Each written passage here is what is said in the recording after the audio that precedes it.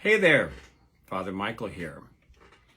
So, crazy day. I was a farming fool today. Cleaned up the squash beds, picked like 14 different kinds of squash. No, 14 squash of different varieties, 4 different varieties. Tomatoes of several different kinds, cherry tomatoes, purple beans, yellow beans, green beans, cucumbers, Swiss chard, okra, canned. I'm exhausted. I'm just exhausted. But I thought I'd pop on here for just a minute. So, one of the things that I am always preaching to my clients, and if they're watching this, they're going to say, yep, that's what he do. I'm always preaching this idea that they have got to find balance in their lives if they're really going to make a joyful, contented life for themselves. Social, professional, spiritual, family, recreation, all of that. All of those things need to be in some kind of balance, because if they're not, the temptation to go back and relapse and go back to drinking or getting high, that just becomes a very real danger. And there's a lot of data to back that up. So earlier this week, as I was sitting in my clinical staff meeting, the subject came up, brought up by one of the therapists, that those of us who are clinicians need to get our act together, because we're preaching all this great stuff, but are we really doing it ourselves? And the whole idea of a balanced life thing came up, right? And so there it was. My boss, the clinical director, is going to go around the room and she's going to get every single clinician to admit where they suck at life. And so it got to be my turn, and I said, well, damn it. Here's the thing. It's social peace that is the hardest for me. It really is, because the people with whom I spend my time are my clients, my parishioners, my spiritual directees. I have not made time to just go out with a random friend or even try to create a new friendship with a random acquaintance in years. And I hated to admit that. So, thank God she agreed with me. She struggles with the same thing. So she said, what are we going to do? I said, okay, we got a long weekend coming up. I am going to reach out to somebody and we're going to have coffee and conversation. So I did that this morning and it was great. It was great. If you've not been down to the Conjure Coffee Place on, I don't even know what street that is, Columbia Avenue, close to downtown. It's very loud because of all the traffic, but it's a really nice place. I recommend it. So I met a friend for coffee and we caught up. We talked about where we are. We talked about therapists because that's her profession as well. And so, we shared some war stories of crazy stuff that we've experienced while we were in therapy and all of that. We both agreed that people who do this work need to get their own ass to therapy, because we have a tendency to be just like boo-foo if we don't. We also talked about spirituality and religion and prayer and all of that, and the negative effects of having been raised very conservative Roman Catholics, as well as how that kind of stunted our life for a time, but that now we have evolved beyond that kind of childish black and white mentality of the Roman Church and the man-made horse boo-boo, shall we say, and that we're comfortable now with our spirituality. We feel like God is moving us in the right direction. And it was really great. It was a couple hours of conversation that I drove home and then to my church office afterwards, just feeling really good. Like, wow, what is my problem? I need to just make time to do this more often. And so that's my commitment. And that whole idea of balance.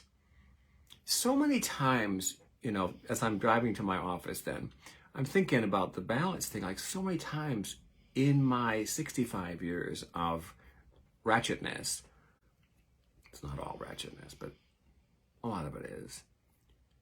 So many times things got out of balance. When I was a kid, I broke my hip at 14. I had pneumonia twice. Pneumonia with a broken hip, that just sucks a fat monkey's butt. I made it through. Physical health was an issue. When I was a young parent, working in restaurants and then as a custodian, as I'm trying to find the right hours to work so I can finish my undergraduate degrees and raise kids at the same time, not recommended. 1 star out of 5. Definitely would not recommend. But there I am, doing it, right? But money was a constant issue. I drove the worst cars in my 20s. I mean, they were straight up some hoopties. I got what I could afford. I worked multiple jobs sometimes. Made all the worse because I happened to be married to the boy's mother, who was a spendthrift and also drank a lot. So all kinds of stuff there needed to be pulled into balance, right? A lot of fear there. And Isaiah 43 verse 1 kind of became my mantra around that same time. This is what Yahweh says. The verse says, the one who created you, Jacob, the one who formed you, Israel. Bro, do not be afraid because I have redeemed you. I have summoned you and you are mine. I came to rely on that idea early on. And because I was able to put aside the fear, because I just put my nose to the grindstone and just figured out how to work harder, get a part-time job temporarily, budget, take control of the family budget because that needed to happen, right? And learned financial responsibility the hard way with that mantra in mind. Don't be afraid, bruh. I am with you. Later on, I had to deal with a lot of loss and grief. And that seemed to dominate every aspect of my life. I just kept praying as best I could. And I've said this numerous times before. I'm normally drawn to pray the rosary. I'm a rosary kind of a guy. My mother taught me to pray it as a young boy, probably 4 or 5 years old. It's been a comforting thing. The repetition is soothing to me.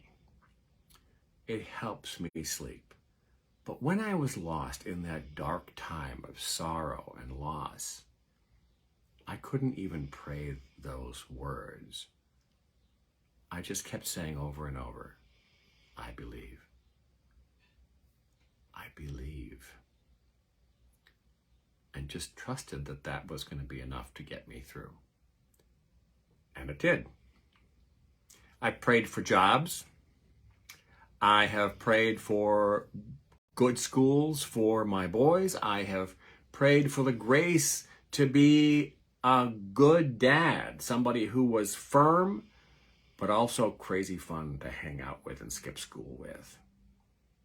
I prayed when I was 50 years old for discernment and direction in regard to becoming an old Catholic priest. That's kind of late in life to make that kind of a decision. Prayed long and hard about that, wondering, is this really my thing? Am I supposed to start a congregation for all those who've been judged and rejected by the Roman Church? I know these people in the hundreds of them. And so it eventually became clear, yes, this is what I needed to do. And I was able to put aside all of my fear, all of my reservations, and just do it. I did not know what I was doing 15 years ago when I did that. I just tried to go with the flow and trust the Word of God. Don't be afraid, bro. I got you. I'm with you all the way. So in a few weeks, I will mark 15 years of ordained ministry. And to be honest, there are still times when I think, oh my God, what's happening with this? I still get disappointed. I still get hung up on stupid stuff. I still worry. I still pray. I'm pretty convinced that God might have picked some other guy to do this.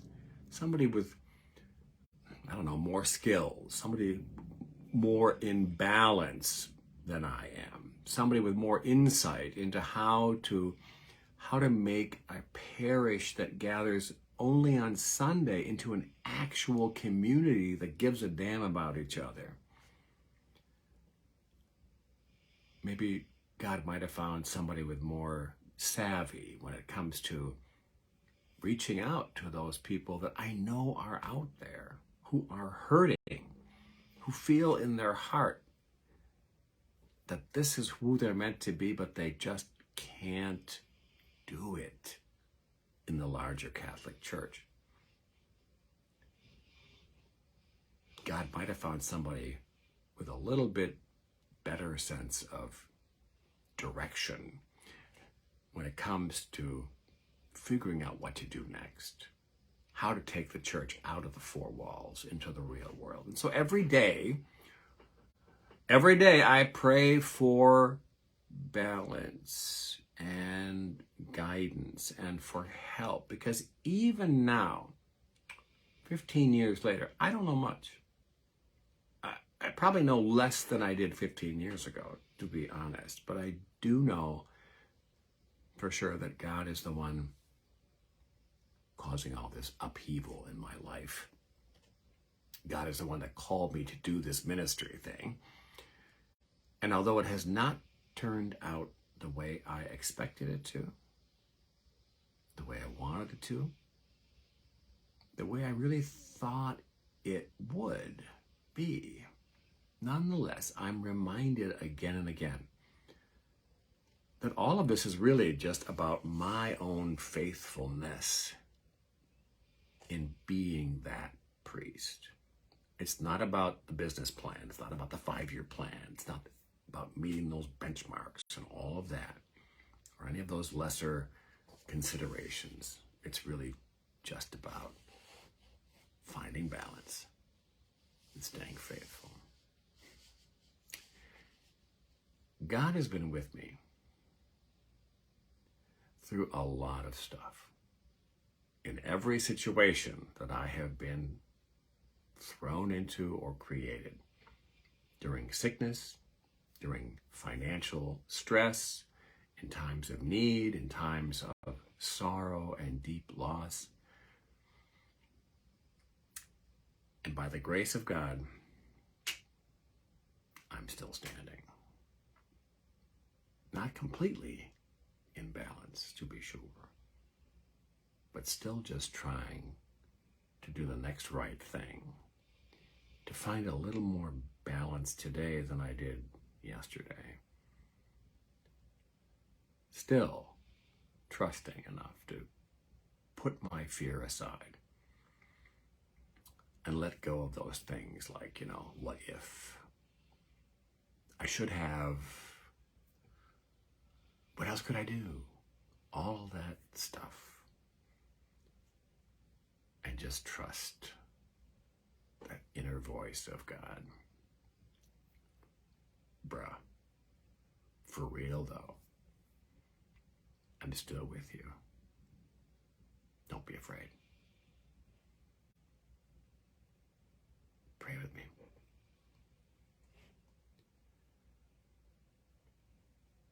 Loving, always creating and recreating God, we come into your presence in this moment, grateful for all the times you have shown us the way through our fear, through the dark night, allowing us to find the sunlight of a new morning. Be with all of those who right now are feeling lost and fearful. Those who are battling addictive behaviors, those who have physical limitations, financial burdens, sorrow, and grief. Shower all of these with your grace, with your encouragement, and with your inner voice, encouraging all of them and all of us to focus on being faithful and not to be afraid, because you've got us.